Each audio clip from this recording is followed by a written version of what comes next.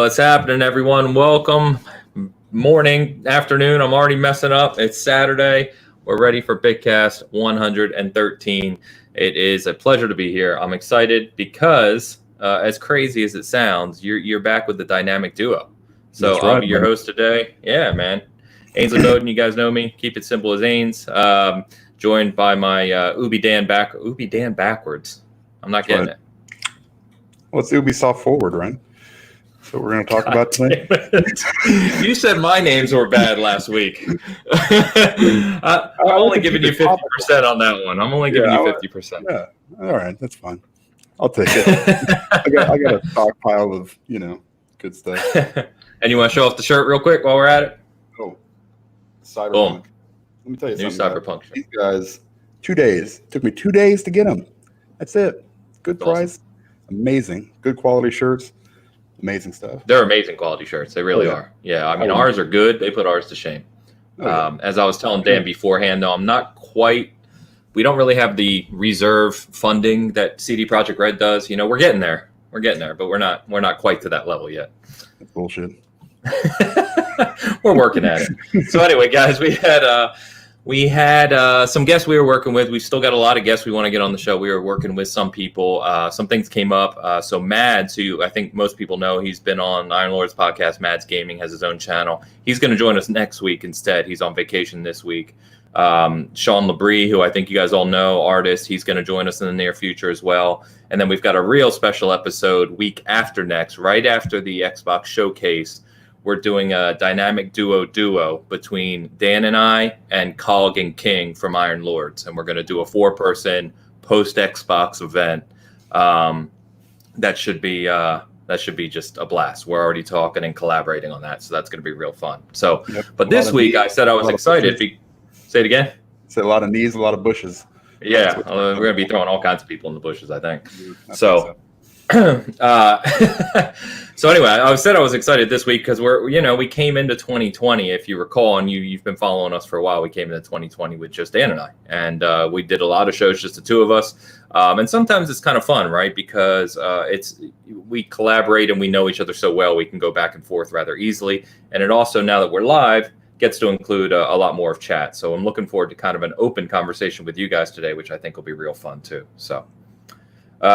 See Diego, Carl, Paul, Jordan, all the usual characters, Elu, Walter, what's up, everyone? Good to see you, Lucky Paul. Jordan, I'm still laughing at your GIF, man. I love the shirt, by the way. It looks great. Great color choice. I think Dan and I are both like, oh, man, now we got to order more shirts. I know it just looks so good. It's nuts. But, yeah, that GIF you posted had me cracking up. I've watched that so many times. The good news here, we're putting pressure on Elu, he said, and Carl has pants on, so that's a good start to the show. Matt, what's up? Leonidas, what's up, buddy? Good to see you. Super overrated. Not Leonidas. No pants. Yeah, that was bad timing of your comment. And then also, I think this week we're going to be back on Wilmie's show, Beyond the Box. I think so. I think that's what he said. Yeah, I think so. So go ahead. No, that he said a couple weeks ago. So we will see, I guess.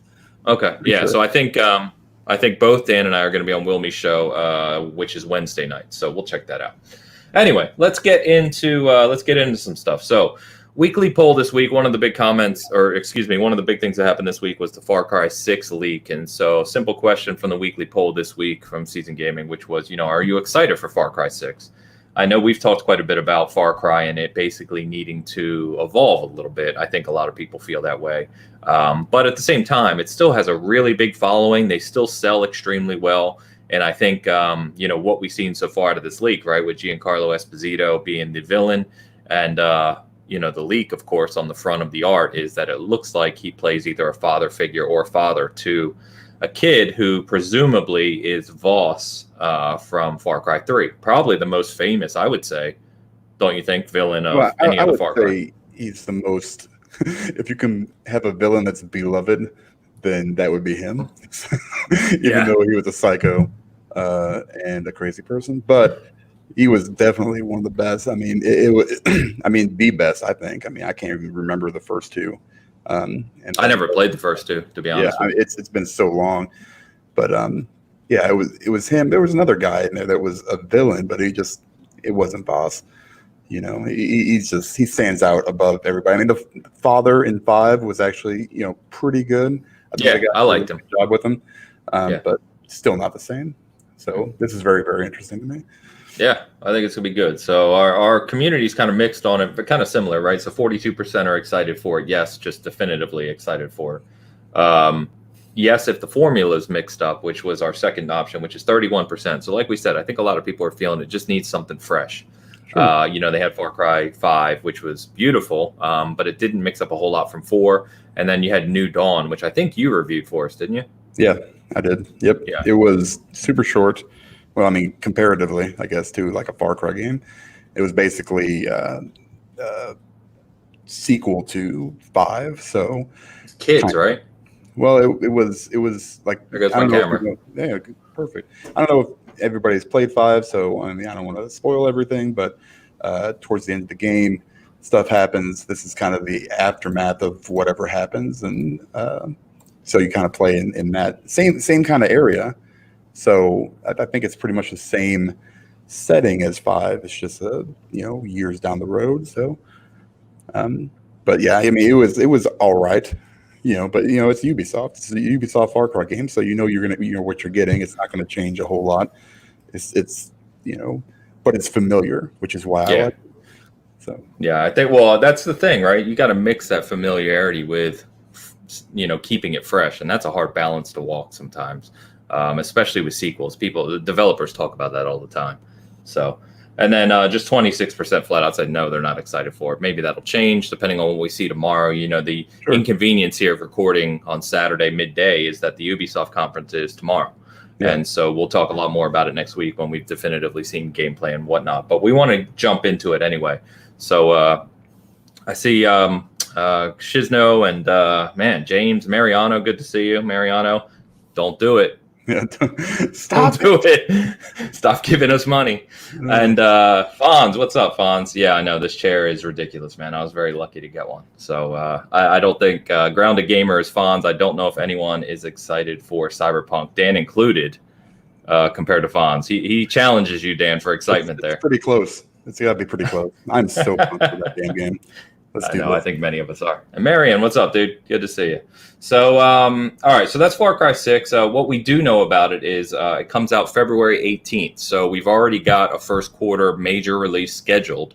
What we saw in 2020 and 2019 or more recent years, right, is we're starting to get big games year round. So pretty cool to see Far Cry 6 coming February 18th. And of course, we'll all be playing on our Series X's, PlayStation 5s, etc. by then as well. So could be cool. There is a free upgrade as well on the PSN store where this leak occurred. It said a free upgrade for people who buy PS4 version to PS5, and presumably that'll be the same for X1X and or X1 and Series X. So pretty cool there.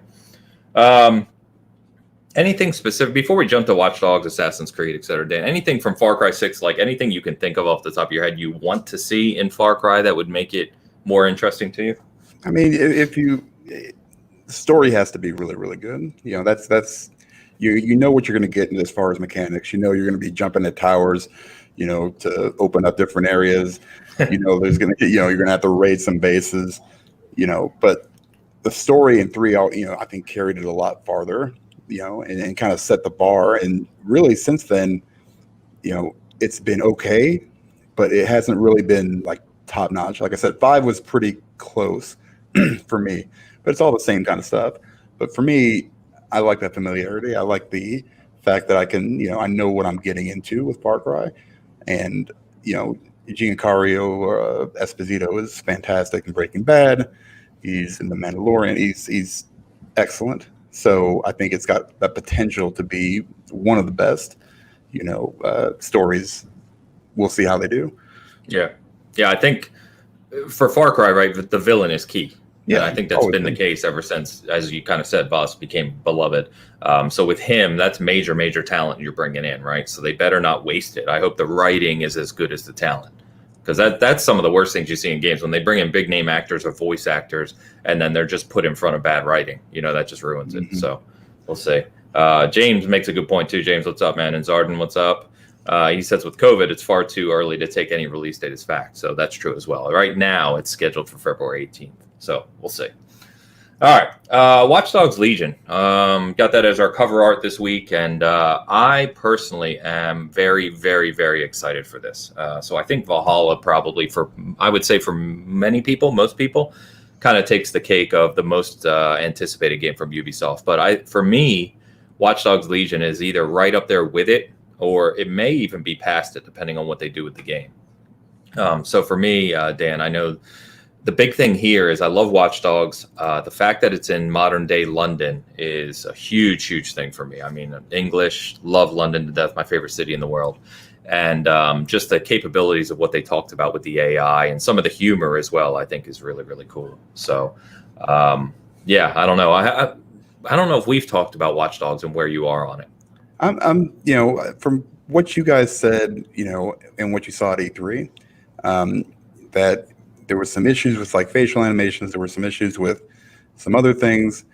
I want a polished game. Obviously, they delayed it for, I'm sure, that reason. It's got a very interesting concept that I think will play out pretty well. Watch Dogs, the last two were kind of just meh for me. I'd like to see what they do. I mean, I want to see, being able to take control of pretty much anybody just wandering around the streets is a super, it's very, what's the word I'm looking for? Ambitious. Is one. Yeah, very. So I understand why they're having those kind of problems. I don't know, man. I mean, yeah, I'm going to play it, probably going to play it day one. I want to see what they do. I just hope they get it all fixed up. Yeah, so funny enough, real quick, going back to Far Cry, sorry guys, I kind of jumped ahead, but a few things. So Vaughn said really need better driving mechanics in Far Cry. That's no doubt. Those driving mechanics were hilarious. Yeah, for sure. I like being on the elephant, though. And then someone said, I think it was James said, real co-op in Far Cry would be interesting if you could kind of run through that world, two people. Yeah. Could be crazy. Anyway, back to Legion. Yeah, so I actually went on the Ubisoft press site this morning and looked it up to see what they actually had on the press site for Legion. And the funny thing about it is it shows that it has an embargo that ends on October 6th, 2019. So that just goes to show you that, the planned release for that game was last fall.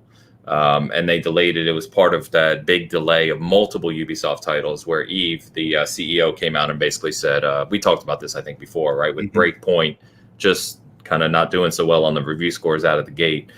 They took some of their big titles back to the drawing board and said they want to make them more unique and they want to make them have more polish at launch, which are both good things, right? We talk all the time about Ubisofty games. But I think for Legion, when I saw it, and I've talked about this too, but when I saw it last year, it looked beautiful. I think the mechanics look really cool, but a lot of the kind of nuances of it were pretty rough. The facial animations, some of the other things are pretty rough. So I'm glad they've had this extra year plus to develop on it. But I think it's going to be amazing. Someone said, I think it was Leonidas said, who doesn't want to beat people up as an old granny? Yeah, exactly. I think it's going to be one of those games that's just fun. And I think it's always good to have open world games, in my opinion, or any game that's just fun. That's the focus for it. So pretty pumped for that. Say it again. No, I said 100%, man. I mean, it's with this much time, considering when it was probably supposed to release, like you said, there should be no excuse for it not to be outstanding and not be full of bugs. But like it's an ambitious title. We'll see what they do. Yeah. I'm tempering my expectations, but I love Ubisoft, so I really don't complain about much of what they do. So, the funny thing talking about Ubisoft this week has been that I think that's a common sentiment. I think there are those critics who are pretty vocal about Ubisoft. I know Bert's one of them. He talks a lot about Ubisoft games, but there are millions and millions and millions and millions of people that just love Ubisoft games, even though they can be a little samey, even though they can be a little kind of collectathons at times. I think people there's something about them. It's almost like a comfort food. You turn on Assassin's Creed, you turn on Watch Dogs, Far Cry, Division. You kind of, you at a high level, you know what you're going to get. And you also know that you're going to get a lot of time. They're big games, right? Yeah. They're big experiences. You get a lot for your money, which is pretty cool. Yeah, I mean, that's my value. I mean, I want to buy a game. I want to get a bunch of time out of it. Um, but like I said, it's the comfort food, man. I love Ubisoft games. Like, if it were actually food, I'd be even fatter. Even fatter. So it's. I mean, but I always find myself going back to them too. That's the thing, you know. Yeah, because there's always something to do in them. Right. Yeah. Like I didn't do half of this other game. You know, I didn't do this. I actually have Far Cry 3. I played a little bit a few weeks ago, the remastered version, just to kind of jump back into it and see how it was. It's fantastic. It's still good. I forgot I even owned that because I got Far Cry 5 Ultimate Edition. That came with it. Yeah. So I know I own it. I never went back and played it. Same. But yeah, see, Shizno says Ubi's his favorite publisher. Same thing. So James asked about Skull and Bones, and that's one we've touched on a little bit too. Is I think we said, what did we say last week? I played that game at E3 2018, so 2 years ago. Yeah. So I don't think they're going to cancel that game, James. I think it's actually going to be a very good game. I would just give it a little time. I don't know if we're going to see it tomorrow, honestly, but that game has a ton of potential. I don't think they're going to leave it behind. I think it'll be very good when they do kind of bring it out. But it felt like they needed to, again, we're going back to the Ubisofty conversation. It didn't have its kind of its own identity. And I think that's what they probably went back to do, is to make it feel like something different. Yeah, I mean, for that game, it looked really cool when they showed it. But, it's a pirate game, and then you got Sea of Thieves, and they've improved their game so much even since they announced that game. That, you're kind of, people are going to be, kind of ingrained already in a game that's got that setting. Now it's different. Obviously, it's more, it looked different anyway. I can't speak on exactly what it was, but we'll see. I mean, again, it's Ubisoft. I'll buy it and play it day one. Of course, Marion has to bring up Splinter Cell, which we joke about all the time here. I think we're at a point where we're done talking about Splinter Cell until they actually show something, because I think it's been 2.5 years now we've guessed that they're going to show Splinter Cell, and never comes true. So, yeah, it's frustrating. And that ties into why we really want kind of a mature, rebooted Perfect Dark, right? If you're going to do Perfect Dark, do it like a mature Splinter Cell. It's because we haven't gotten a game like that in a long time. People will start forgetting about it then. Maybe. Yeah. Maybe. Maybe not. Everybody's always going to want it. I don't know. What's up, Vogel? Good to see you. What's up, Luke? Good to see you. I still don't have any info on the Lego Star Wars, Luke. If I do hear something, we'll certainly call it out on one of these shows. That is, it's coming soon, though. All right, Assassin's Creed Valhalla. Probably the biggest game, I would say, right, for Ubisoft by far. It had a huge impression when it was first announced. We're going to see gameplay. We did get a leak this week, which I actually have kind of stored the video. I know it was pulled down all over the place. I do have it saved. We obviously can't publish it or put it on the site for legal and copyright reasons. But I did watch a little bit of it. Did you watch it? Yeah, I watched it. Yep. Okay. Like so I don't know about you, but for me, and I know we talked about this, but it for those who haven't watched it, it looked very, very similar to Odyssey. I mean, that's what it is. I mean, it is. It's Odyssey in England with Vikings. Yeah, I'm fine with that too. That's awesome. That's the thing. I mean, it is a little bit lazy, maybe. I don't know. I mean, but it looked exactly the same. The skills on the bottom right and left hand corners were there. It was kind of a rough cut. Obviously it was, not like you really can't knock it. Looked like an alpha build, right? With some low resolution kind of upload. Yeah. Yeah. There were some issues with like the voice syncing and stuff like that, but nevertheless, it looked awesome. It looked like more of what I like. So that's all that matters to me anyway. I mean, I understand people get bored of the same, equation all the time. Well, this no. What we were just talking about. Yeah, I don't care. I just want more because I know what I'm going to be able to do. I know I'm going to get close to 100 hours out of that game probably. If it's even remotely as large. Come on now. You're going to get a lot more out of that. Well, close to 100 hours. Come on. We're not even talking DLC. I mean, it's going to be insane. But everything's coming out at the same time now, which is an issue. We may get Legion and Valhalla and Cyberpunk all really, really close. And Halo. Yeah, whatever. That too. That's coming out. But You know what I think about Halo. I know. I just have to say it every time because but see that's bad for somebody like you because you're going to be stuck in the Halo. Halo takes priority overall. The only thing that'll compete for my time with Halo is Cyberpunk, and if those two come at the same time, forget about it. I'm going to be in trouble. Yep. Yeah, quitting your job. Hey, I'm work from home for the rest of the year now. Yeah, baby. Yeah, and I'm working harder than ever, so that doesn't help at all. But a lot of people in chat said the same thing. You know, Vodacy. That's what we should call it. Assassin's Creed Vodacy. Odyssey with a Viking skin. Shizno, Elu, Leonidas said the same thing, and they didn't expect anything else, and they're just as excited for it. So I think, like I said, there's millions in that camp, right? You know what you're going to get. You know it's going to be a good game. It's more about the setting, the changes to the characters, etc. The one thing I'm hoping for with Valhalla, and you know me on this, is I go back to the RPG mechanics and loot, right? I hope the difference between Origins and Odyssey was pretty noticeable in that the loot was kind of deeper in Odyssey, right? And there were a deeper skill tree. I think you could kind of build out a little more in Odyssey compared to Origins. Right. I'm hoping we see that same progression in Valhalla, where there's more loot, more weaponry, more attack styles, more things you can do. If they do that combined with the characters and setting, then I'm good to go. Yep, Hidden Blade's back. That's all that matters. Yeah, and that's true too. They've said there's a bigger focus on the assassin aspect of it, right? I'm ready for it, man. Release it tomorrow. Let's do it. Yeah, but if they release Valhalla and Cyberpunk in like the same week or two, then Valhalla's taking a back seat. Yeah, for me. Yeah, same for me too. Certainly they wouldn't do that. They know better. That'd be stupid. I would hope. Yeah, it's probably the team there. They're probably like, we're not announcing our release date. Cyberpunk's got a tentative release date. I just don't see it hitting it ever. So we may not get it until. I think it's going to hit this one. I think it's going to. I only think that because they said the game's done. Well, they said that game was done last time. They had to work out. They said the exact same thing. They literally copied and pasted that stupid letter or whatever. You're like, sorry, we got to get the bugs out. It's fine. Just do it. Stop telling us. Let's just get it over with. James said, imagine Assassin's Creed, but with a Path of Exile style talent tree. Holy God.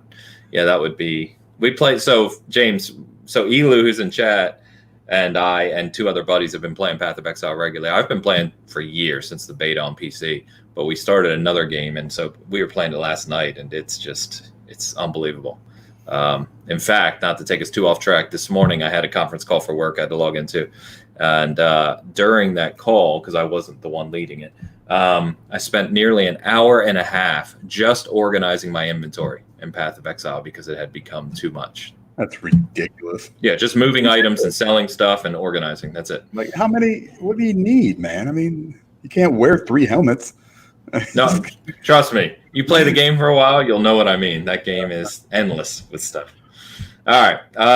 Let's see. Do we want to talk about Assassin's Creed Valhalla's director and the way he's been cheating on his wife with apparently several girls? Do we want to touch on that?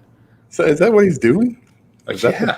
In fact, someone who follows me, who I've talked to, posted screenshots of text messages with him. Oh, I think I saw that. So he's not like harassing anybody. He's just no, not like the sexual harassment. No, he was just cheating. Yeah, with multiple girls. Apparently. Well, I'm not saying that's great, but I mean, at the same time, that's better than a lot of what these people are doing. So, I mean, you got to take it in levels, man. It's like, this is more of the traditional. He's just cheating, It's not harassment. Right. I mean, that's really it. I mean, it's like, 50% of marriages end in divorce already. So I mean, I'm divorced. I didn't, not because I was cheating, but I just this is what it is. I mean, he had a side piece, I guess. I mean, I don't know what the hell it's saying.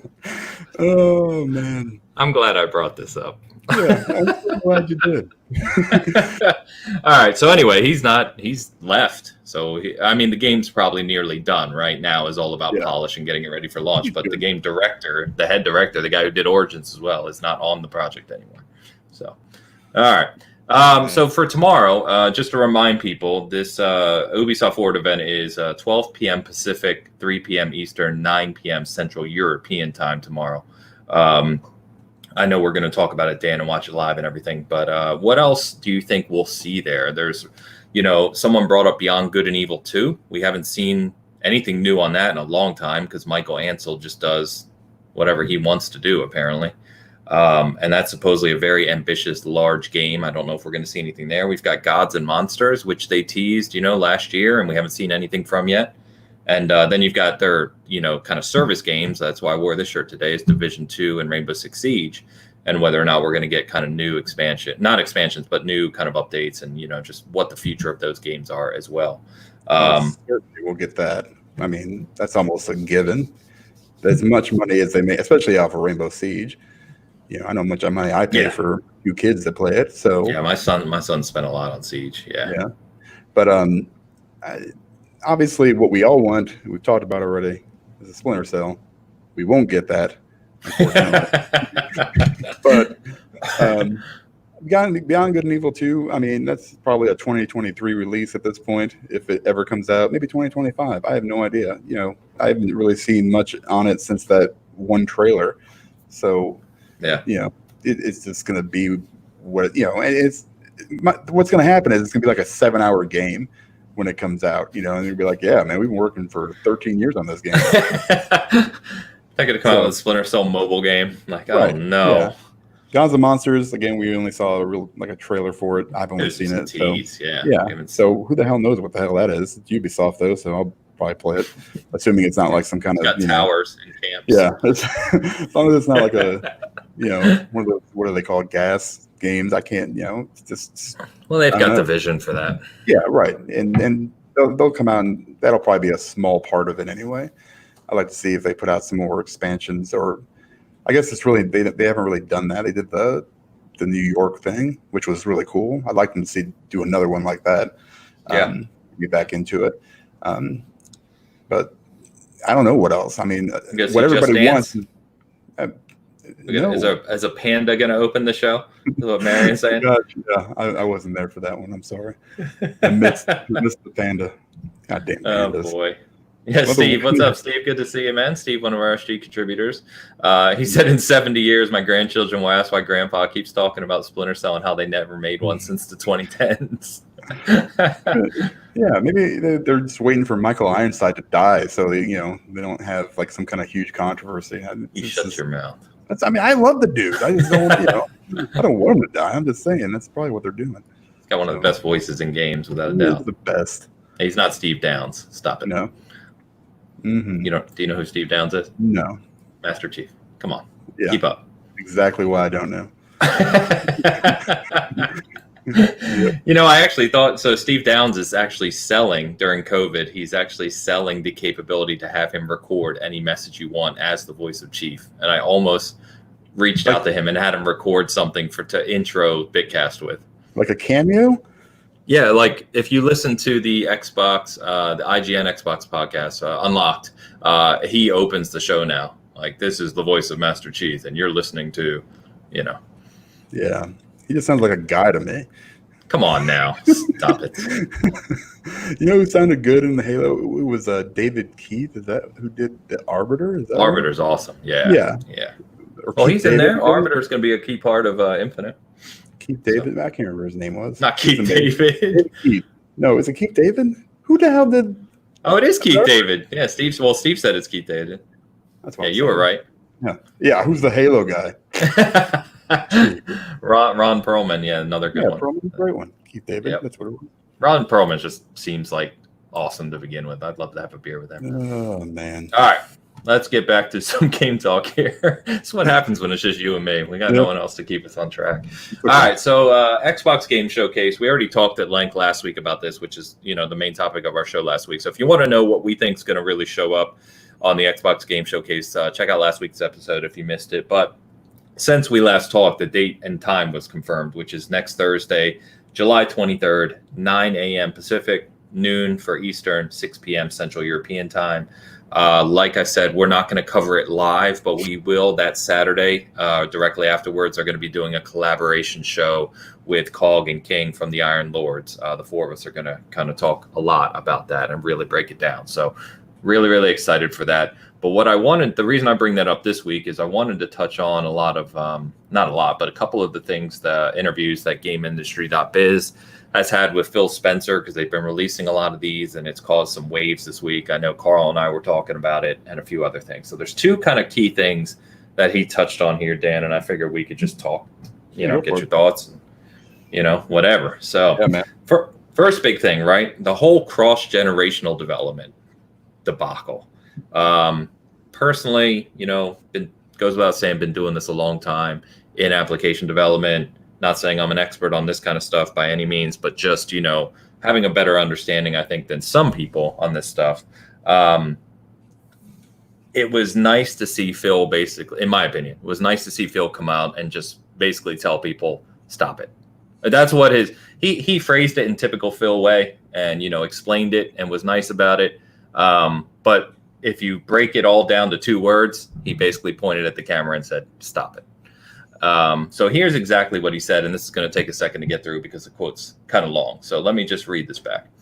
So he said, regarding cross-generational development and the idea that the Xbox first-party studios are going to develop games for Series X along with Xbox One for at least the next 18 to 24 months.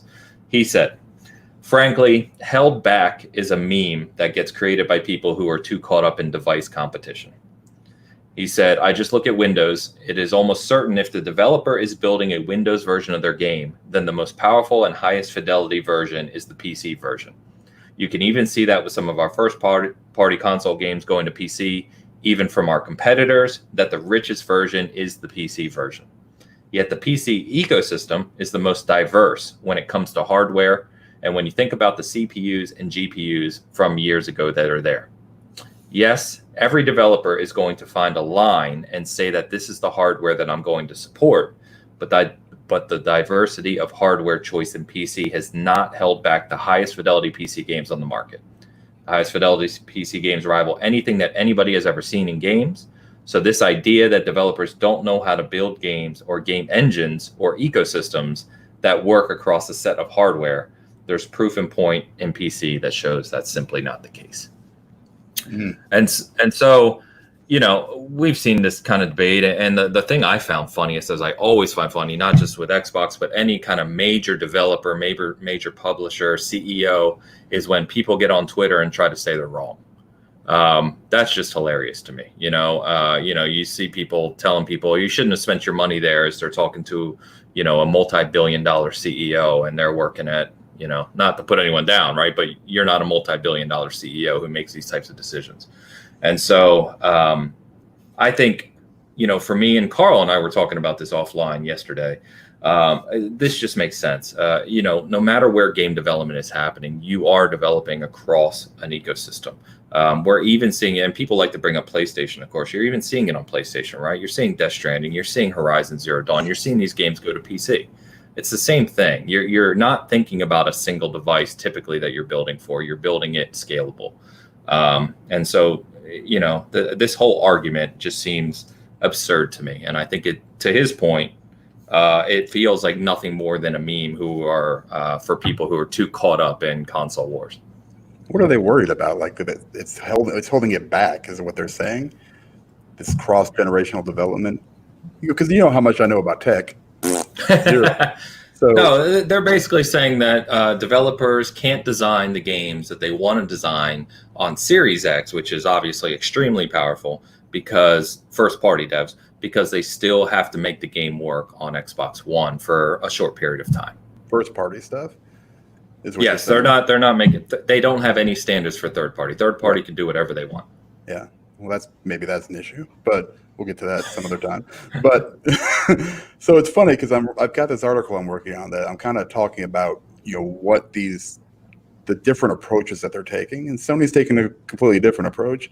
Xbox is, if you just look at it from the outside, it looks more consumer friendly, and I'm not saying it isn't. I'm just saying it just looking at it, saying, okay, well, I'm going to be able to play these games on my Xbox One X. I'm going to be able to play it on my, Series X. I'm going to be, that's what they do. They have, I think, like I said, I'm not a tech person. So what it appears, what it looks like to me is that, you look like a PC. They all run basically on the same OS. and it looks like, going from the X to the Series X. It's stupid names, by the way. I mean, just give me a break. Let me just point that out real quick. Just maybe come up with something. What happened to cool names like Genesis? Yeah. Or just use 2, because that's way easier. Or 5. Yeah, or whatever it is. In PlayStation's case. Anyway, so it seems like it's probably going to be a lot easier, especially for first-party devs, to kind of make their game just scale to whatever system you're on. Sony is going a whole different direction, where they're saying this experiences are going to be only for the PS5. They're only going to be our first party is making them for that specifically. So Spider-Man 2, when it comes out, or Horizon Zero Dawn 2, are only going to be playable, at least off the bat, on the PS5. They're not going to be able to play them on the PS4, like you can with other stuff. Yeah, they're drawing a harder line. Right. And the weird thing about that, and they have commented on that, and I think we're already seeing that, because I believe Spider-Man Miles Morales is PS5 only, right? Yes, right. Okay. And you know what? That's just a different approach. It's not worse or better. It's just different, and Sony has a little bit more, I think, wiggle room there, just based on their install base at the moment, but then again, they have a bigger global community. You can't debate that. Yeah, you just do. And so they're going to go into this next gen with whatever they want to do. And, I'm going to talk about it a little bit in the article. Hopefully it'll be done today, almost. But it's just interesting to watch the totally different approaches when Phil comes out and says, okay, we're going to do, our competition is Google, Amazon, and not Sony and Nintendo. And people are like, oh, that's crazy. But it's true, because of what they're doing with their services and stuff. And this is just kind of the same thing, I mean, it's not hard to understand, even for a simpleton like me who doesn't understand, computer tech. I understand that I have a computer here that I'm using that can run, say, Halo Infinite. Yeah. But not as good as yours. My old computer upstairs I gave to my son, right? And he plays Rust all the time. He was playing Valorant the other day. But you should see it, man. It looks like it's a potato, right? I mean, it looks like blocks when he's playing games. He still enjoys it, but I mean, I can run the exact same game, right? I mean, that's just how it is. And nobody that computer has ever said anything about this before, ever. No, ever. Nobody has ever even brought this up until we get to this new generation cycle or whatever, and all of a sudden it's like, well, they're going to be holding games back. Well, it's the same thing with that's his point with CPUs and GPUs. When I build this, right, and I get the top AMD whatever, the 5700 XT and all this, I don't suddenly go, well, this game better be designed around the 5700 XT, otherwise it's not going to work or it's going to be held back. No, I just have the better experience. That's it. It's really that simple. It's that simple. It's and just it needs to be that simple for people like me to understand. So, we missed a whole lot of comments here. So what's up, chat? What's going on, guys? Great to see Alden. Is it Alden's birthday? Did I see that? It's Alden's birthday. Happy birthday. He's having happy birthday, Alden. Scallops, yes. Scallops. Oh, I love scallops. Yeah, I think that's you. Happy birthday, Alden. Alden is a good friend of the show. Him and Dan did podcasts. Alden also does his own podcast with his wife, which is awesome. So everyone give him a happy birthday. Good to see Chris. What's up, brother? What was something else I was going to say? Steve pointed out on the name for the Series X, and it does make sense. It's just it takes years for that transition to happen, and that what they're trying to do with Xbox is make it a ecosystem like the Series, right? The problem is that you're going into that not fresh. You're going into that with this history of Xbox One and S and X and E and Elite and all these other names, and it makes it's going to take a while before that cleans up. That's super annoying. That's what it is. It basically comes down to going, hey, I'm gonna buy you an X, well, a Series X or an XX, an XX, a Series X. I don't know. I mean, just call it a Y. I don't know. I still think XX is still the best. Yeah, it is. Triple X would probably be better. That's what they should have done. The Xbox Triple X. That would have been fire. I mean, I don't know why they even thought. I mean, I should have been in that marketing meeting there. What do we call it? Triple X. Thanks. Yeah. I would have walked away. It would have been awesome. And so, so James made a couple comments as well. And James, I'm certainly not just blowing it off, but it is overblown. And you can look at developers like Bloober, who's making Medium, and their comments on that. But you got to understand that some of those things are marketing too when you make comments like that. So there's some stuff that goes into that. It's definitely overblown. I would say, so the quote that I read from Phil, gamesindustry.biz is one of the best sites out there. They're pure, they're knowledgeable, they really work directly with publishers and stuff. They're not a clickbait site. So if you read this full interview, there's a lot more he says here. And particularly to your point, Dan, his point about this, Phil's point, is really they're trying to build the Xbox community, which goes back to the name, sadly, but as an ecosystem, so that, we've talked about it, right? Like if I want to, when I get my Series X this fall, I'm not buying a Series X for my son or my wife or et cetera, but that won't matter, right? Like my son can be on, he's got my old Scorpio edition. My wife has the Halo 5 launch Xbox One upstairs that we use. All three of us can play together. You don't even have to think about it. Right. I think what he's trying to build is that ecosystem. And to your point, that's a bigger consumer play on the Xbox side, for sure. Whereas PlayStation 5 is drawing that harder line, but they can kind of do that because one, they're in markets that Xbox is not in, and they have the bigger global presence. Right. And so it's just, to your point, different approach. And what I always try to make clear is, I say this all the time because it bears repeating, Xbox, PlayStation, and Nintendo, we haven't touched on Nintendo yet, all three of them are more profitable than they've ever been, and all three of them are growing. So Stop the debates of this one's going to die or this one's way better and it's going to blow the other one out of the water. All three of them are going to be just fine, at least for the future. Nintendo, we'll see, but, I mean, with my limited knowledge of, that, and also how they make money and all that other stuff, it's actually going to be a kind of a shit show when you actually see this article, because it's it's mostly based on common sense as opposed to, well, this is going to make this much money, this is how much they make on this is because it doesn't matter. It doesn't matter to anybody unless you've got some kind of majority share in one of these companies.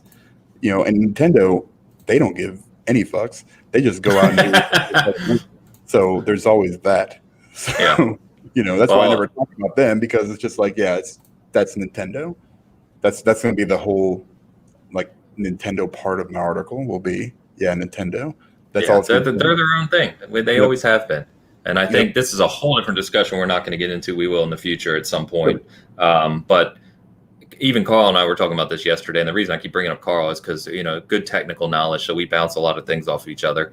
And, Nintendo, when you look at the direction the industry's going and things like xCloud and server-based stuff and instant connected universes, right? Being able to access your games from anywhere on any device, all these things where, whether you like it or not, games are going there. Nintendo's not set up for that. And so, you think long-term and you start to look at, is Nintendo, the strength of Nintendo has never been their hardware. They've obviously hit something with the Switch, right? But to hit that same thing from a portability factor, that's not going to be capable in a few years. So the strength for Nintendo are their IPs and just the nostalgia and the beloved, Mario, Zelda, etc.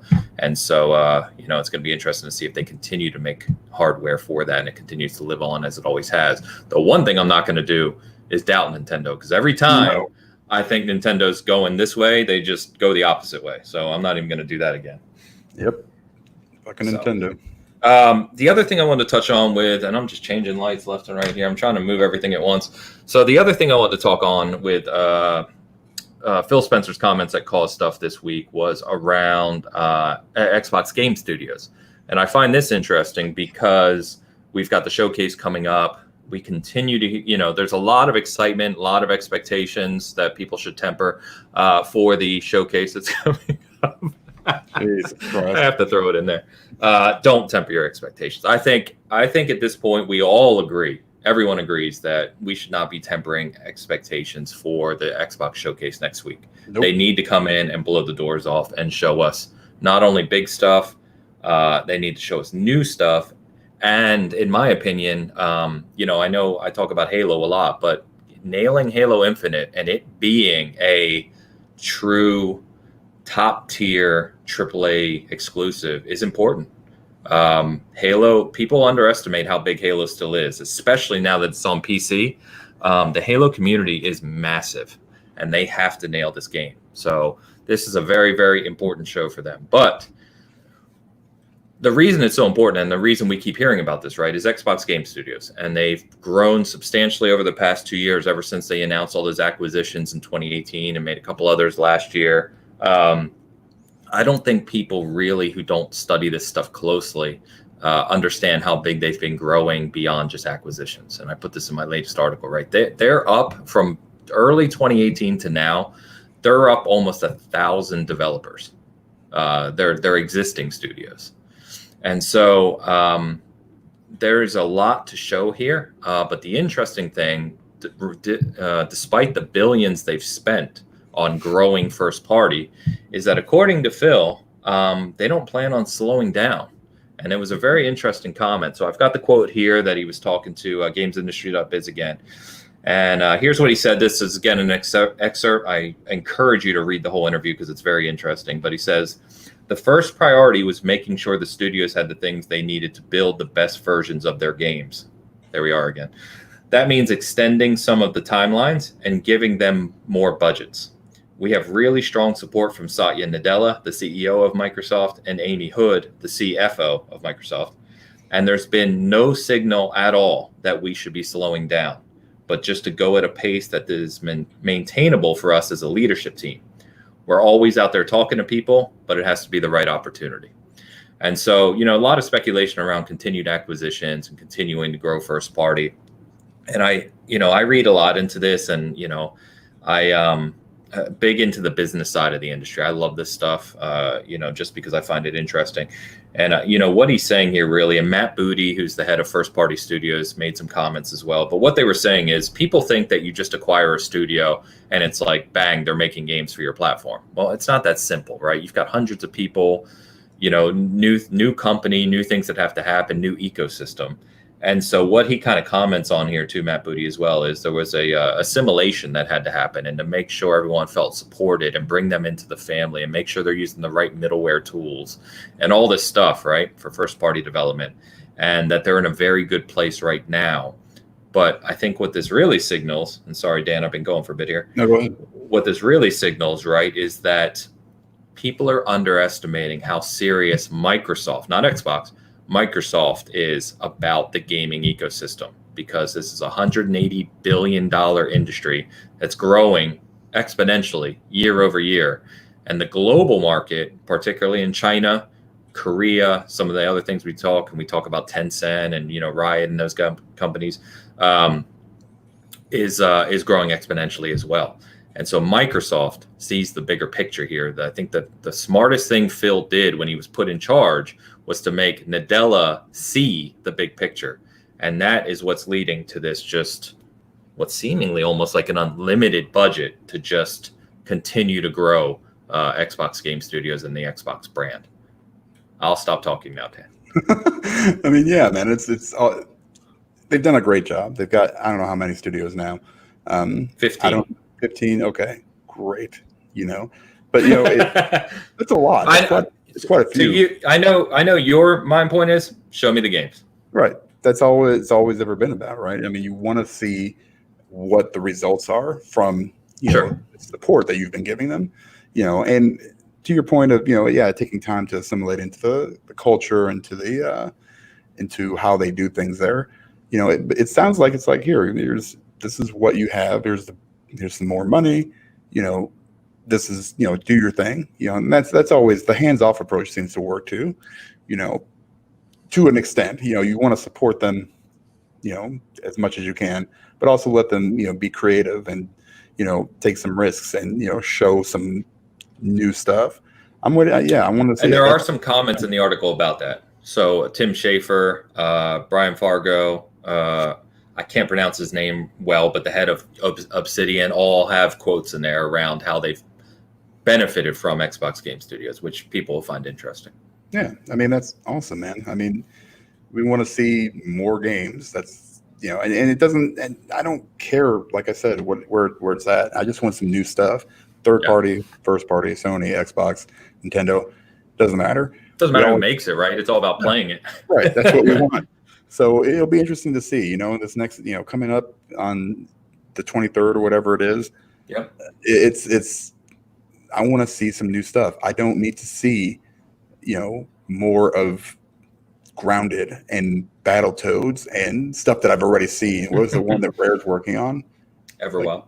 Everwild. Yeah, I don't even care about that one. That's going to Right? be there. Yeah, that's the problem. Right? I don't want to see That's not that. a problem. We haven't even seen gameplay from it yet. Good. Just know that it's coming out. Now show me new stuff. That's what I want. I don't care about Everwild. Literally can't care.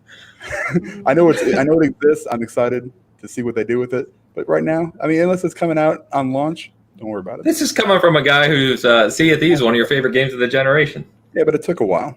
All right. Let me see it. I'm not saying it's going to suck. I'm just saying I don't care because you just want to see brand new stuff you've never heard of. I want to see brand new stuff I've never heard of, unless it's like like you said, Perfect Dark or a Fable or something like that. Because this is what it's for, to show us what we have coming, not to show that we already know you're working on, because nobody cares about that stuff. So let me say this: temper your expectations. Great. I'm kidding. But no, I mean, realistically, this is a showcase, right? I even people like Shinobi and some of those guys who are really kind of tuned into this stuff, right? Because someone was making a comment just like that, like Grounded, Battletoads, etc. And I forget his exact quote. Some of these guys have probably seen it, but he basically said, if you think that this showcase they're going to bring games like Grounded to highlight the next generation of Xbox and Series X, you're badly mistaken, or something like that. And yeah, I mean, this is going to be a bigger showcase, but you are going to see some games we know about. Obviously, Halo Infinite's going to be a highlight, right? Sure. But beyond that, you're going to see Everwild. I would bet on it. It's not just first party. People keep thinking it's first party only. It's not. It's a game showcase. Right. So I think you're going to see more Valhalla. I think you'll see Elden Ring. There's other relationships there too. So, and we know, like it or not, we know that Phil himself has said that they'd like to highlight developers from all ecosystems, meaning even indie games, right? Indie developers. Sure. So, which we saw on PlayStation Showcase as well, that you refer to as the bologna in the middle of a very nice breaded sandwich. Yes, that's exactly what I'm worried about here. All right. Here's the thing: you don't have to make this 3 hours long, right? You can make this 45 minutes. You 15 studios, certainly 10 of them have something to show, you would think, right? All right. So that's 6 minutes apiece. Give me 6 minutes of your shit and show it to me. Instead of showing, this is Xboxes. This is what I don't like about this whole thing. You know what? Same way as with PlayStation did. I don't want to see third-party stuff. Third party can show me third party. I'm gonna see Valhalla tomorrow. Is what I'm going to see. I don't need to see that again. That's true. And maybe Valhalla won't be there. That's just my guess because they have the marketing for it. And it's a big game. It makes sense that it would be there. Except unless they show it tomorrow, then I'm just seeing stuff twice. They're definitely showing it tomorrow. Yeah, for sure. Yeah. So I don't need to see that. I don't need to see the Legion. I don't need to see Far Cry 6 running on a PC that's emulating a Series X or whatever the hell they do. I want to see Series X stuff. I want to see that 4K 60. I can do 4K 60 on Forza 7. Right now, on my X, I need to be blown away. I don't need this garbage. Most these third-party 4K 30 FPS that drives me crazy because there's the messaging on it is so all over the place. I have no idea what we're getting next gen. No idea. So we'll see. Yeah. It just bothers me that they have potentially all these studios to show even a little bit of something. Everwild, okay, I'll give you a break on that one. That's fine. We haven't really seen anything. I definitely don't want to see Battletoads and Grounded. That's an immediate F in my grading scale if I see fucking Battletoads. No, I think I've got a bunch of comments to get to here. I will in a second. I think we're going to finally see for the first time Obsidian's new game, not Grounded. Their actual RPG Skyrim supposed competitor. Sexy. So that's the kind of stuff I'm with you. That's the kind of stuff I want to see. I'm with you fully. Yeah. I hope we see Fable.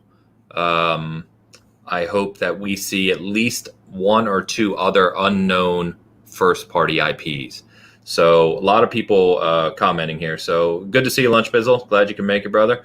I saw someone else. I was about to say I saw someone else join the chat. I think it was Hassan, and then sure enough, he gives us a $4.99 super chat. So That's right, man. He's a Dan.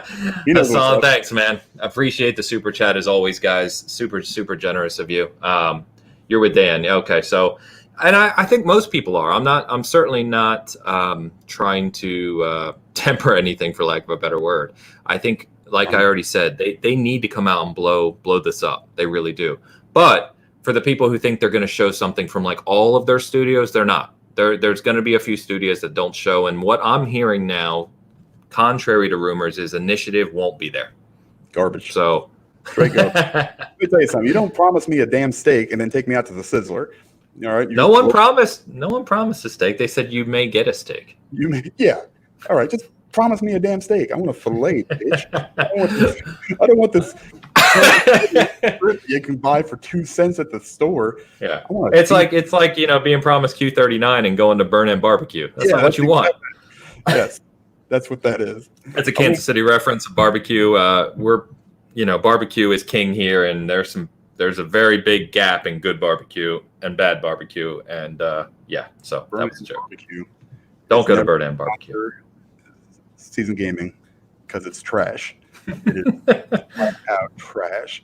We sponsor Jack Stack here, so no, they're not as bad. Jordan said, "Don't you dare poop on Sizzlers." You know what? When I was a kid and I would get to go to the Sizzler buffet, I was in heaven. I love the Sizzler buffet. Ponderosa. I remember those two places. Ponderosa, yeah. Yeah, I remember those. You didn't have those back east where I grew up, but because I traveled a lot, I do remember them. Yeah. Oh yeah, they would come out. They would be like in a giant bin on the on the buffet, and it'd be like 30 steaks sitting there. You just look at them like, what the hell is that? America. This is gonna be awesome. And then you tried it, and you're like, this is the worst thing I've ever eaten. Oh man, Leonidas NAC 3's coming. Hey, I'm ready for NAC 3. Let's bring it. Someone said, I missed it, guys, but someone said it'd be cool if they show more Japanese titles coming, like Dragon Quest as well. And I think we're going to see that next gen. I think especially, we've talked about this before, but I think that's where people are short-sighted on xCloud. I keep seeing people say, I don't know what xCloud's going to do. I don't know who's using that. I don't know who's going to play that. It is a secondary feature for the North American market. That's not why xCloud is being built.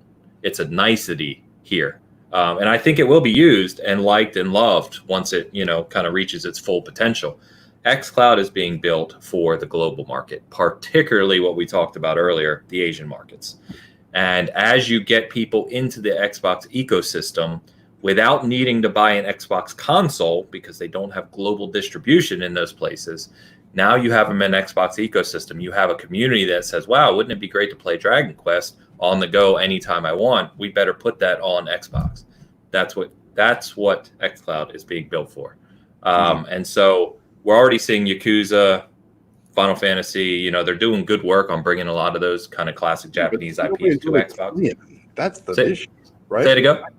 So I played Yakuza on PlayStation. I jumped in on Yakuza 0 on Xbox through Game Pass. Shout out to Game Pass. You're still awesome. Everyone loves Game Pass, man. Right. But I think 8% of the people made it to chapter 4 or 5 in Yakuza 0. Yeah. I mean, come on, guys. Support damn shit. If you're going to sit there and use it as an argument about, what Phil is doing, then you actually have to play the games because Yakuza is awesome. Well, that's the problem. I mean, it's Yakuza. Right. It's amazing. No one's going to really spend their time on it. Yeah. That's what he did. Oh, Phil's going over there and getting all these Japanese games. That's hashtag Twitter, guys. You know that. Drive me nuts. Guys. Yeah. Play them. They're good. I'm trying to help you guys. It's I tried. What about Like a Dragon? That's coming. That's coming soon. Start with me and why they changed my game up. It's like going from Assassin's Creed 2 to 3. What a freaking mistake that was. God. Poor. All right. So anyway, we've railed on this for a while now. Long story short, good stuff's coming. Let's see it. So a couple things on Sony real quick we wanted to touch on too. So Sony this week announced a $250 million investment into Epic Games, which was what they call a minority stake from a business perspective, right? So Epic Games valued at about 18 billion.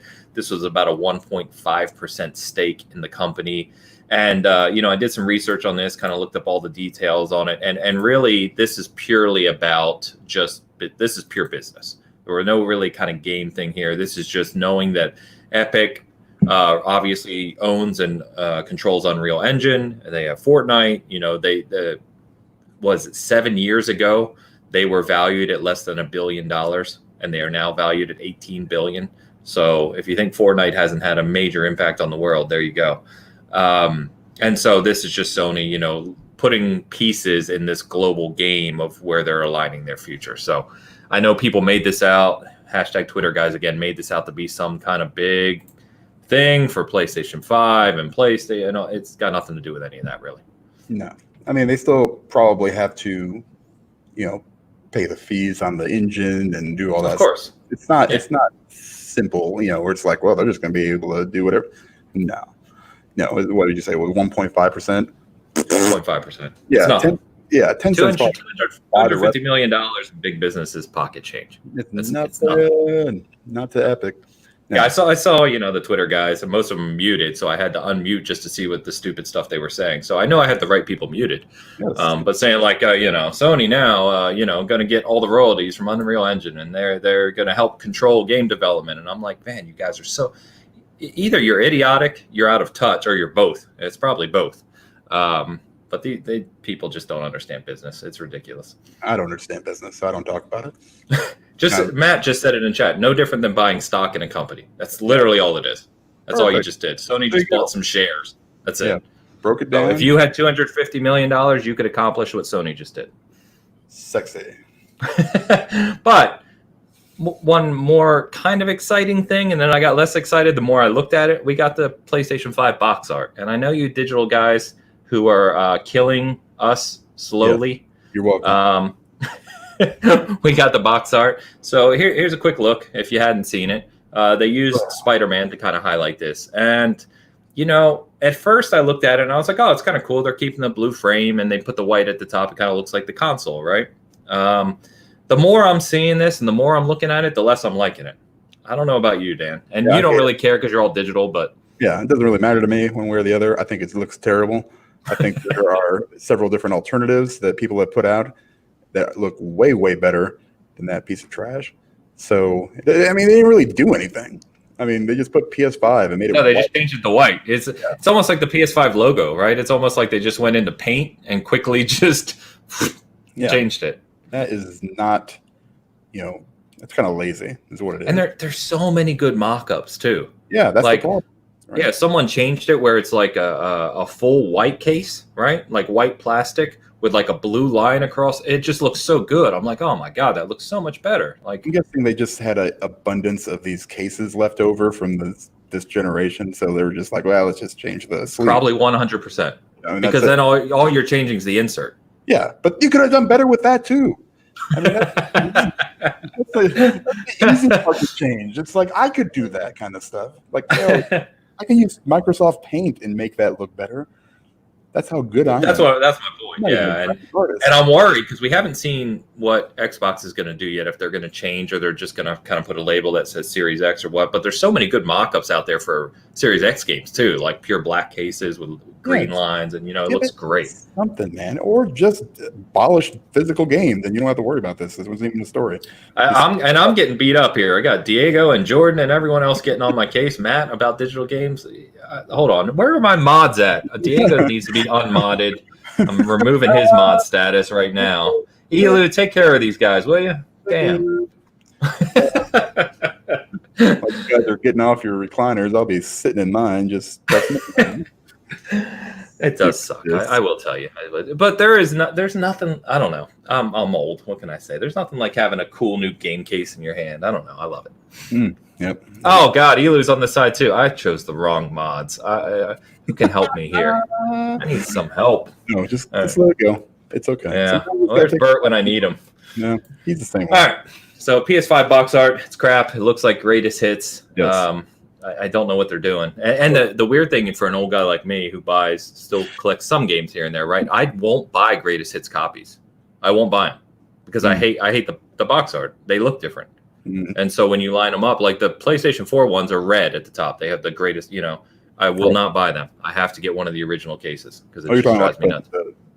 The hits or whatever. Yeah, I know what you're talking about. Yeah. You know what I'm talking about? Yeah. And they've done that for generations, right? In different Xboxes. Yeah, it looks terrible. Yeah. Again, damn it, Vogel's digital too. Not a problem. On digital. Chris too? Wow. So is there anyone in here in our chat that does physical? No. Oh my God. I definitely it just goes to show you honestly how quickly digital's become the majority, right? It's only taken the past couple of years, it's really kind of escalated to digital only, which is I mean, once they got rid of manuals, there was really no point in having them. Yeah, I miss manuals too. I do miss those. I will come to your evil side of physical stuff. Because now it's just a link somewhere like on the box in the back that says, "Hey, you can look up the manual right here." Yeah, go to our site. It's super fun. I used to, if people take magazines into the bathroom when they take a dump, I take a game manual. That's what I would do. That's what I used to do. Yep. Perfect. Takes me about that long to read it. Unless it's Final Fantasy or something, then it's like 3 freaking hours long. Yep. So Chris said he's been digital since 360. Wow. Good job, bro. He might. Yosemite, what's up, dude? Good to see you. Good to see you. So some people, of course, Texas barbecue is not king, Chris. Did you say Yosemite? Isn't it Yosemite? Yosemite, yeah. I'm sorry. I'm yelling and reading through. Sorry. Yeah. Yosemite. What's up, Yosemite? Dan, Chris is telling us Texas barbecue is king. They got better beef. I'm gonna give them the beef. But they do have the meat's the one thing they do really well, but your beans, your sauce. Here's the thing: if you want to go to a place that has all the barbecue, it's here. It's here in Kansas City. They take everything from everybody else and make it perfect it. Well, at least above average. So you don't have to go to 15. You don't have to go to Memphis, North Carolina, and Texas. You can just come here. You can get an idea of what everything is. If you go to the right place, maybe a little bit better. I don't know. Where do we all stand on Carolina barbecue? Mustard. Yeah, it's gross. That vinegar shit. That's nasty. Yeah. Sorry, guys, but yeah. Sorry. So Shizno says Alabama barbecue is king. I didn't know they had their own barbecue, but can't speak on barbecue down there, but I can say that's pretty good. Anyway, Hassan said Chi-Town. Okay, now you're just out of your element, man. Go to your casseroles that you guys call pizza. And we'll move on. Whoa. I love deep dish pizza. I'm just messing with them. I've been to Chicago. My friend used to live there. Had true deep dish. It is amazing when you get true deep dish Chicago pizza. It's amazing. This crap you find in the freezer. Man, we are all over the place today. Sometimes, we gotta talk about what's important. Yeah, it's cool. We're with you guys. It's good conversation, right? All right. Now we gotta talk about where were we? Nacon, yeah. So I just wanted to put this on there. So if you guys weren't aware, because a lot of people miss this, is that Nacon, the makers of the controller we did the PS4 controller review. They apparently are publishing games now, and they held their own conference earlier this week, which actually had a few games in it that caught some attention. First was Werewolf the Apocalypse. Did you see this, Dan? I saw a little bit of it. Yeah, I think I saw like bits and pieces. Yeah, it actually caught, it started kind of trending because it looked just hilarious, right? It looked like one of those games that just looked like a lot of fun to play. Mm-hmm. So, and then Nacon, so, I mean, they make mostly like accessories. Yeah, that's why it was so confusing to see them have their own show, but whatever, do it. Right. One of the bigger announcements that I didn't expect is a new Test Drive Unlimited game. So, for us seasoned people, Test Drive Unlimited was kind of the first. Test Drive, going way, way back, was one of the first kind of big racing games. And then Test Drive Unlimited was probably like the first attempt really at the Horizon style game, right? That open world, cruising with your friends, racing through the streets game. And at the time, it was incredible. I mean, I loved it. Everybody loved it, man. Test Drive was the best. So, anyway, they're bringing that back. They didn't show anything. It was like a 25-second tease, which showed pretty much nothing. So we'll see what comes of that. The other one that's really interesting here, and I think people will be excited about, is Steel Rising. It's one word, Steel Rising, but this is made by the people who made Greedfall, which I know you really liked. Yep, So Spiders, that company, the French company, is making this game. This game takes place during the French Revolution and has robots in it. Perfect. So that's yeah. I know what to say to that. that's the majority of what we know right now. But I mean, Greedfall was pretty well regarded. I know a lot of people like that game. Go ahead. I mean, aside from like the colonial, these people are going out colonizing different worlds or lands and stuff. That was the biggest hit on it, was that it tackled a very controversial subject, and that's why people. I understand what they were saying and stuff, but I kind of look past that stuff. Not colonization as a whole. Don't cancel me. I'm just saying. Hashtag Dan's canceled. Not canceled. Shit. Hey, 99.9% of the people sitting in America are descendants of, people who colonized a land that wasn't theirs. Yeah. So it is what it is. But it's obviously not a good topic at times based on the history there. But there was a comment I was just going to say here. I forget where it is now. Although Jordan's already in on hashtag cancel Dan, so we're all over it. Let's do it. James said he's still waiting for Greedfall to come to Game Pass. Yeah, I hope so. That'd be cool. I have it. I didn't play it that much. You reviewed it for us, Dan. Yeah. Right? I really enjoyed it. I mean, it was a good game. It was like playing Dragon Age Inquisition outside of that. That's what it reminded me of a lot. But also not making a whole lot of advances.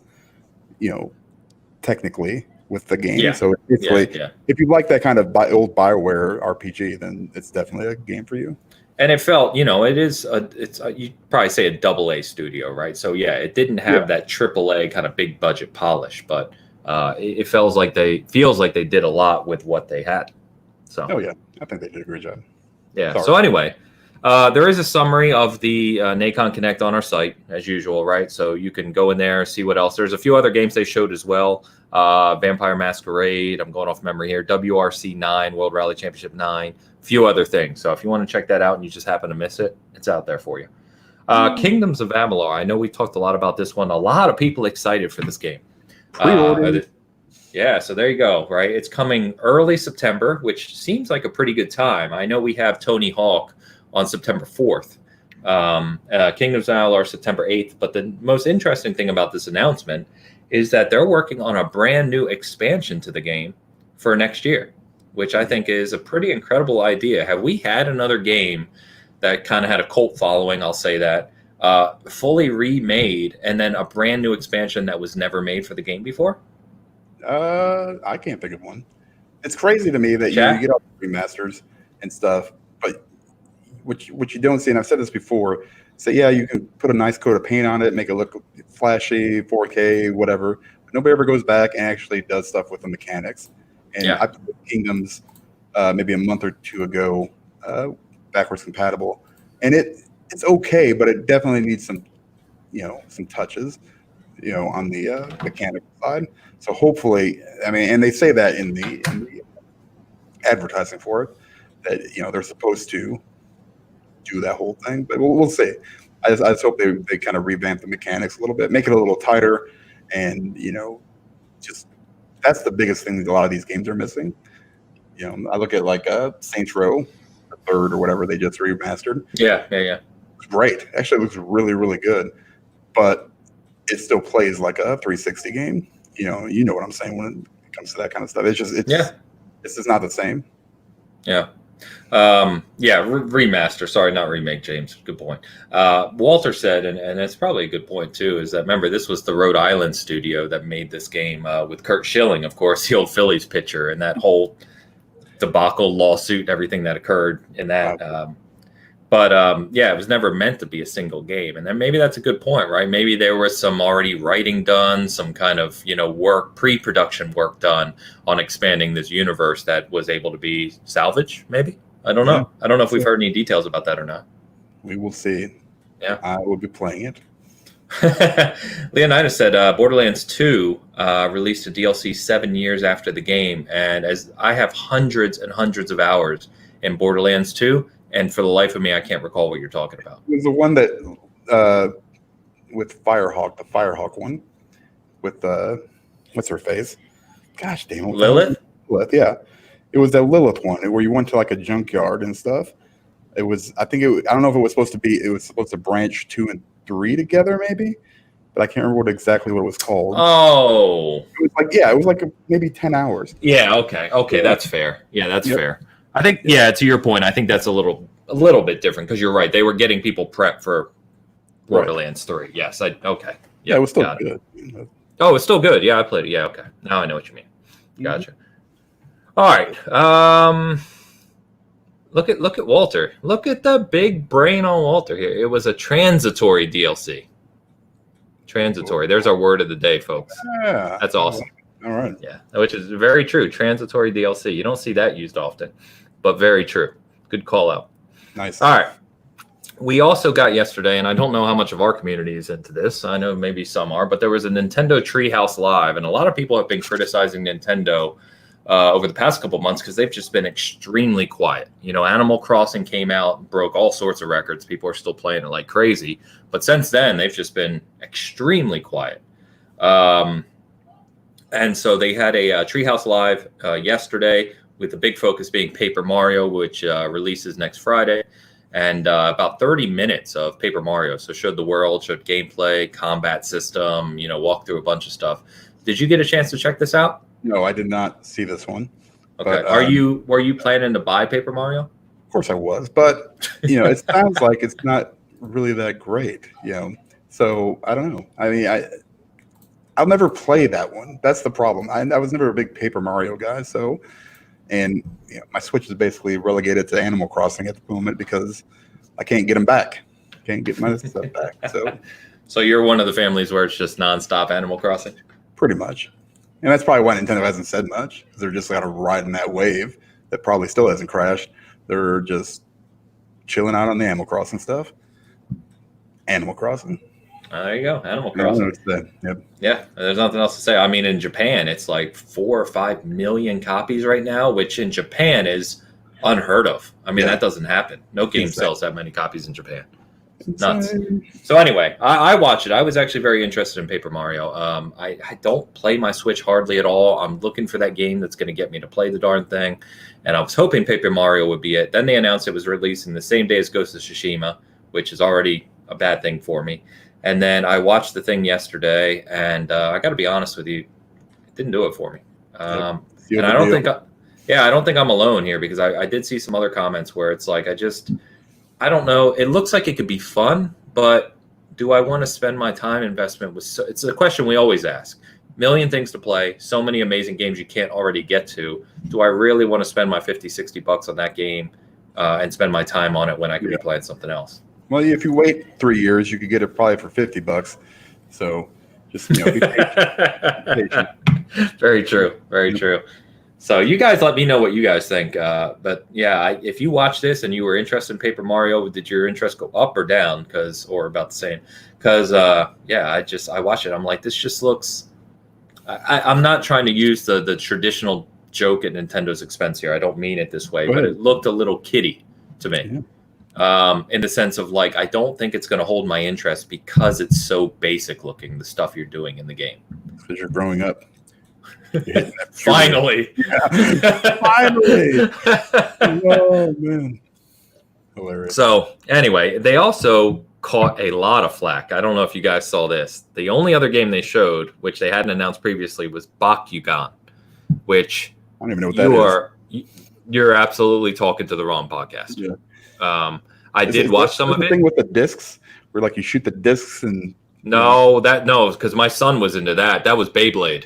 Okay, Beyblade. Yeah, I remember. Yeah, that was Beyblade. Beyblades.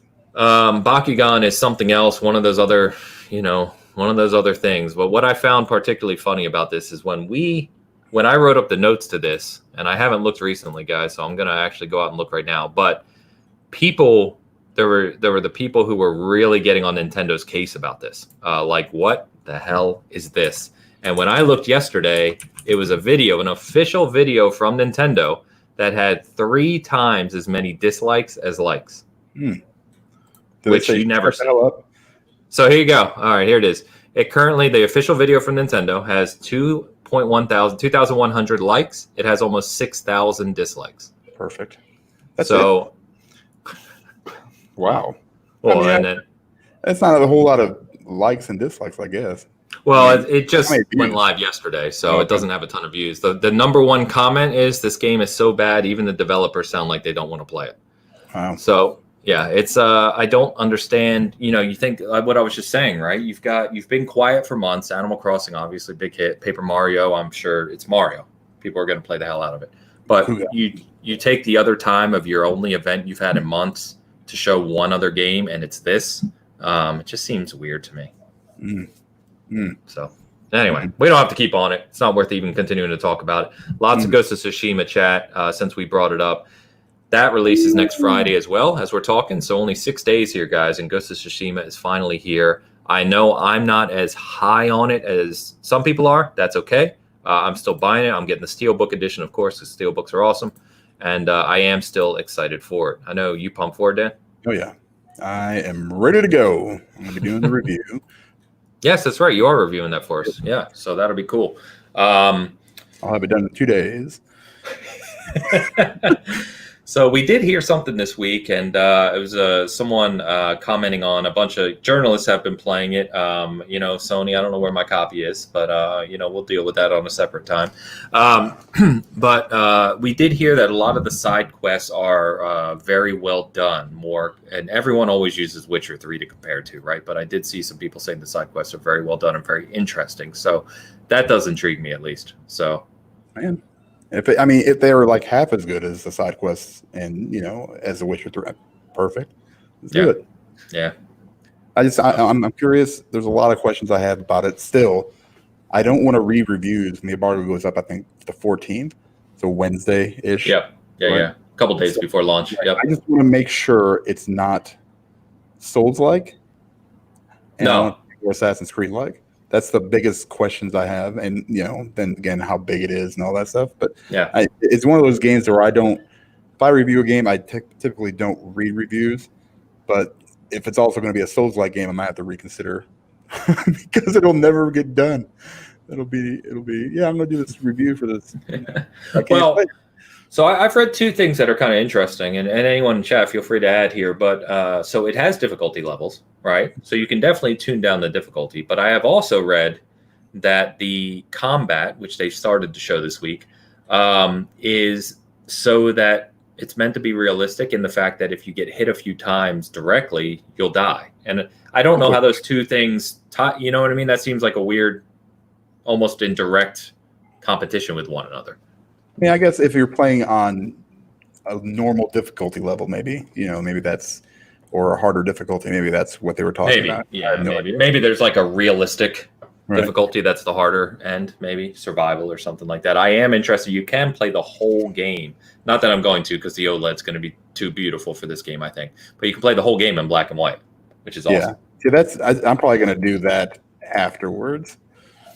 I'll probably go back and check it out. Yeah, and try it out. I think it'd be really cool. But I kind of want to get the whole experience right off the bat. So we'll see. Yeah. Souls games. Jordan's talking about them. I can't wait to see Elden Ring. I really can't. A new Souls game that's more like Soulsborne game that's more like Souls, less like Sekiro. Super excited. Screw that. Impossible, hard, normal, easy, Dan. That's perfect. It's perfect. I've been lobbying these game companies to just put that in there. The Rodriguez level of playing. Where you basically just watch it and press a button every once in a while. No doubt. It's like quick time events, except it's Dan time events. So you have a long time to actually. And you can't fail them. Yeah, it doesn't matter. Just press anything. The only way you can fail is if you don't press the button. That's the only way. If you disconnect the controller, it's the only way. And then it just pauses and waits for you. Yeah. It looks at you like, are you going to press this button?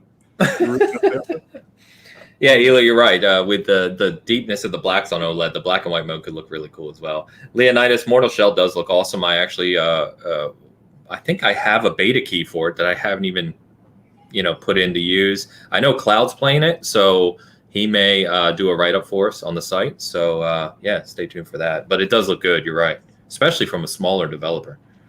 Anyway, let's get to what we're currently playing. Dan, what you been up to? I played an entire playthrough of GTA 5 within the last week and a half or so. Good God, man! Oh, I have no time. I have that time, man. So I mean, does it look like I'm getting thinner? But anyway, this is Bert's fault, really, because he kind of mentioned it. He's like, "Yeah, I'm going to reinstall." Yeah, and so I'm like, "Yeah, well, I'm going to do the same thing." And I really, really had a good time with it. I didn't have. I was getting achievements. I was like, "What the hell? I already played this game." I forgot. Yeah. That you actually get it on, or I had it on the 360 is the one I played through it. It's not, the driving is terrible, or I'm terrible. I'm going to go with me. Some of the controls are pretty bad. Controls are still bad. Yeah, they didn't really fix anything going into there. But the story was still really good. It's hilarious. It's so funny. The whole time I was playing it, I was like, there is zero chance we ever get a game like this in this day and age. It just won't happen. Like just the writing, the writing. Yeah, I hope they do. I hope I don't know, man. Rockstar doesn't care. Right. Yeah, they don't, and that's great. Yeah. That's. I Whoa. hope they do that. I mean, they could probably take it to another level, really, with everything that's happening. No, 100% that what is going on in this country, especially over the past couple of years, is going to play a huge part in Grand Theft Auto 6. Yeah, 100%. And Wilmy comes in. What's up, Wilmy? Good to see you. Yeah. Comes in and says, Rockstar games are always terrible. Don't at me. Oh, my God. Did he just come in and insult Red Dead 2 in front of us? Yeah, what the hell is happening? What has happened? Hey, Wilmy, while you're there, are we doing your show this week? Or are we doing... Oh, my God. In there for us. But anyway, I've been playing that. I started the Borderlands DLC. I wanted to get on that. I'm still doing the casino one. I'm just kind of playing through the easy stuff. Nice. Yeah. Is it good? Yeah, and then it's so far it's hilarious, Okay. But that's like a different kind of humor, It doesn't really. It's kind of it's more like I'm just over the top. It's not satirical. It's You're over right. the top. Yeah, it's not really kind of like a social commentary on what's going on. So yeah. And so then Diego said our dude Red Dead 2 is the GOAT, which he's correct. Maybe. Yeah. And we are on Wilmy's show this week. Okay. We were Wilmy at the start of the show. We were saying we couldn't remember if it was this week or the following week. So thank you for that. We're having problems. Fantastic. And then I started The Order last night again. I don't know what it is. You ever finished it? No. Everybody says it's like 6 hours long. But it seems like it drags so bad. It's like the most boring game, at least in the first hour or two, that I've ever played. I'm just like, can we do something here? Because I'm gonna just punch myself in the face. I mean, it's a pretty slow game, to be honest. So slow. I liked it. I mean, it's not great, but I liked it. Yeah, and the graphics, I mean, they still look good, but they're getting a little bit dated. Very, very washed. It's very washed. Yeah. It's because they really pushed the limits of the PS4 at the time, but to do so, they cut corners kind of all over the place. Yeah. I'm going to try to finish it. If not, I'll jump back on something else, I'm sure. Oh, and the other one I've been playing, Iron Man VR. I think I might have. Super fun game. But I've had a couple of days where I've had like some headaches, so I couldn't play it. Also, I don't know why, but like I don't even do that much, and I start sweating like crazy when I play the game. And I try to play in a chair, which I'm not supposed to do because I gotta move my camera or something, because there's times where like there's something in front of you and you have to like pick it up or like lift the top off a box, and because I'm sitting down, the camera doesn't recognize me until like right here. Like I go down, and so then I can't grab the thing. I'm over here grabbing the thing, and then like I took like a video of it. Like you can just sit there and do this. Like oh man, you got a grade A rating right away, didn't you? Right? Yeah. And so I was like, okay. So I was looking down. So I was like, I'm gonna record that and put it on Twitter. It wouldn't show my hand moving back and forth. I was so mad. I still got the video, and I'm gonna try it again. Maybe this is the camera angle. It was on Twitter. You're gonna end up getting canceled. No, that's already gonna happen. But it's super fun. It's nothing like it's gonna blow your mind, but it's definitely, you feel like Iron Man. Is it meaty? Does it have decent content? No, it's more just it's just fun, you know. Sometimes you don't need like good content to just be fun. Oh boy, no, that's fair. That's fair. And VR experiences are like that. So right, and that's what they are. You're not looking. They've got some hack doing Tony Stark's voice. I don't know who it is. Maybe it's Troy Baker. Who knows? And you just, it's cheesy and one-liney and all the kinds of stuff. And I'm pretty sure I know what's going to happen after the first like 2 levels. I was like, that's the bad guy, you know. And it's you know, so it's kind of telegraphing everything. We'll see. Maybe I'm way off. Maybe they're doing it on purpose. Okay. I doubt it, but yeah, I doubt it too. You're not looking at a giant budget game here. No. What's up, Infinite? Good to see you, man. Thanks for stopping by. Shizno, thanks for being here, man. Have a good day. Wilmy said PlayStation VR is the Walmart of VR, which is true. It is budget VR. Yes. Yeah. What did we pay for it? Like, we got it on a sale that one. It was like $100. I got it for $199 with 3 games. Yeah. Way better than. Yeah. I really would like to play on the Index with Half-Life Alex, but I just don't want to spend the money. It's not that I can't, but he's got the wireless Vive or whatever the hell it is. Yeah, HTC Vive Pro. Yeah. I think the Pro is the full wireless one and built in. Yeah, you have to set up all these sensors all over the room and all this other stuff. Yeah. It's insane. Yeah, again, VR is it's still evolving, right? When they get it to a place where the entry experience is easy to set up and wireless and stuff, it'll grow more. Yeah. So, what have you been playing, man?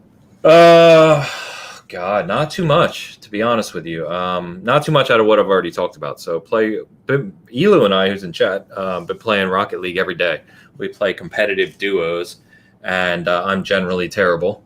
And, we're silver ranked, trying to get gold, and keep going backwards because I'm generally terrible. So, but Rocket League's a lot of fun. Really cool game. They continue to update. It's awesome to jump in because, matches last 5 minutes. Mm-hmm. And so you can jump in, I'll text them after work when I've had a busy ass day and just be like, hey, you want to hit some matches? We'll play 4 or 5 matches real quick. And it's just fun, even though I get pissed that I'm terrible. Mm-hmm. A lot of Path of Exile. So like I said, we've got a 4-player kind of co-op going on that, and all the way up to almost a level 60 character already. And it just keeps going, man. It's a near endless game, and really cool. How is it single player? Like, can you? It's real good. Okay. Yeah, it's real good. In fact, Foof and I played like a year and a half ago, 2 years ago. I got him into it on Xbox when it came to Xbox. And then we started playing this 4-player, and he's like, you know what? I want to experiment with a different build. So he's playing it solo at the same time in a separate game. Oh. And the nice thing is there's like 8 or 9 character classes. And because the way the skill tree is, the passive tree in Path of Exile, there's like unlimited ways you can build. It's not like Diablo 3 where there's like 5 classes, and as you rank up, you unlock this skill, then this skill. It's not like that at all. It's like fully customizable, way, way, way deeper than Diablo 3. Gotcha. So nice. What else? World of Tanks, man. Always playing tanks. Yeah, playing it a lot. They've got a lot of events going on right now. They do an event every month now, and for July, they're doing the whole Independence thing. So they're focused on like American tanks. And they've got this highway event going on, and it's just cool, man. There's always something to kind of achieve in that game. So if you like competitive multiplayer where every time you play, you feel like you're working towards something, Tanks is great for that. But the thing I did want to talk about real quick is, so I am going to start on Halo Combat Evolved again today on Master Chief Collection. I've been talking about for a while going back and playing them all. I've played, honestly, Halo Combat Evolved campaign, I've, no joke, over the course of my life, probably played beginning to end at least 20 times. At least. But I'm going to go back, play it again, because I want to do that, and then I'm going to write my next retrospective, the Examining the Classic series we do on Halo Combat Evolved. I actually started writing it months ago, but I think it'll be really good to go back through the game, just refresh and get ready. It'll be a good lead up to Infinite, and I'm really, really looking forward to that. So you really kind of you think Halo is a classic, is what you're telling me? Halo CE, yeah.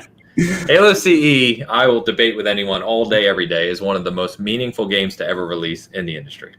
Agree to disagree. Yeah, top 10 for sure. Not saying even if you don't think it's one of the best games, you cannot argue the impact that it had on the industry. Massive.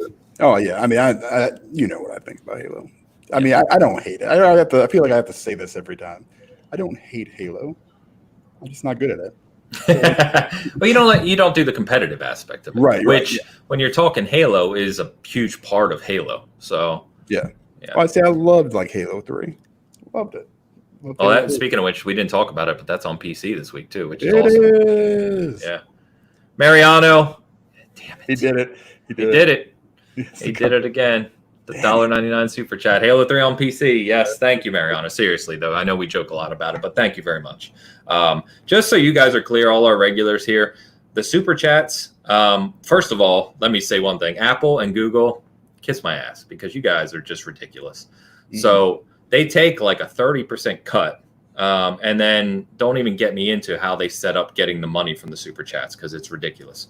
But regardless, I wanted to let anyone know that the super chats we do receive here, we don't keep them. They literally go to running this podcast and running the site. Yep. So you're helping. We don't do any monetization, which I know all you guys know, right? There's no ads on the site. There's none of that. It's all out of pocket. So the super chat money just goes into helping run the site. That's it. So thanks again. Crack. It's like 5%. Small percentage. Yeah, it's really gas money I got to pay to get to the place. So. But so thank you. Appreciate that. Yes, Halo 3 on PC, obviously. That's Halo 3. I know for most of the Halo community, I'm one of the weird ones, but for most of the Halo community, that is the GOAT, Halo 3. And so to see that with the PC community, Master Chief Collection immediately again went back to the best-selling game on Steam when they announced this week. So it's fantastic timing. And obviously, it goes without saying, they're leading into the debut of Infinite, right? Getting that Halo community pumped and primed and ready for when Infinite comes out. So, all right. But anyway, yes, that'll be fun to write that again, because those are fun series. So with that, I think we're getting ready to head out of here. I wanted to thank everyone, as I always do, super chats and just the support and everything. Oh man, come on. Launch Bizzle. $20 super chat, man. That's way too generous. I will keep my name as canceled. Yeah, keep your name as canceled. Yeah. We got to get it. We should get it trending on Twitter. Come on now. Hashtag game canceled. No, wait a minute. But no, thank you. That's super generous. You guys know me well enough now. I don't know what to say to generosity. I massively appreciate it. It's especially, I've had a lot of fun today, and I just want to say that, when it's just Dan and I, and we can kind of go back in this, and we're literally having a conversation with you guys while we're chatting, and it's so much fun. I don't know what you think, Dan, but I freaking love it, man. I love it. Yep. Yeah. So it's awesome. So thank you guys so much. Appreciate that. I lost my train of thought now. Oh, closing out. So if you missed it, on Monday, we actually did a special episode. We did our Last of Us 2 spoiler cast. And so if you haven't checked that out yet, you've beat Last of Us 2 and you care what these groany old men think, you can find that. That was me, Dan, Bert, and Elu, who's in the chat as well, all giving our thoughts. New article up on the site about $70 game prices from Steve. He had some thoughts on it, so definitely check that out if you haven't, please. And then, like I said, we got some fun shows coming up in the next couple weeks, too. We're on Wilmie's show, Gaming Beyond the Box, on Wednesday night. So Wilmie, also, always a great show. And we got Eggplant. Always a great show. And it's going to be fun to be back on there. Dan, that's your first time on? No, I think we did it. When did we do it? Because Wilmie's been on here once. Yes. And then I was on Wilmie's show, but I thought I was on without you for some reason. I was there. I'm pretty sure. Yeah, I was there. We did it on Discord, I think. And welcome to the guys who are losing their memory. Oh, my God. Bad. No, I don't remember. See, Wilmie said no. I'm going to trust him. Get out of here. Who the hell anyway, am I with? Wednesday, 8 p.m. Eastern, Beyond the Box. I always say Beyond the Box. Gaming Beyond the Box. Check it out. It's going to be awesome. We've got Mads Gaming coming on here next week, next Saturday. So that's going to be fun because that'll be the first time he's been on. I've been on his show and we had an interview, or not interview, but a conversation live. But he hasn't been on this show, so that'll be awesome. And then the week after that, like I said, after the Xbox showcase, we're doing the collaboration with the Iron Lords, which should be a blast as well. So anyway, I'll just say it one last time, guys. Thank you, everyone. It's been a lot of fun today. Great conversation as always. Appreciate it. Talk to you soon. Take care. Yep.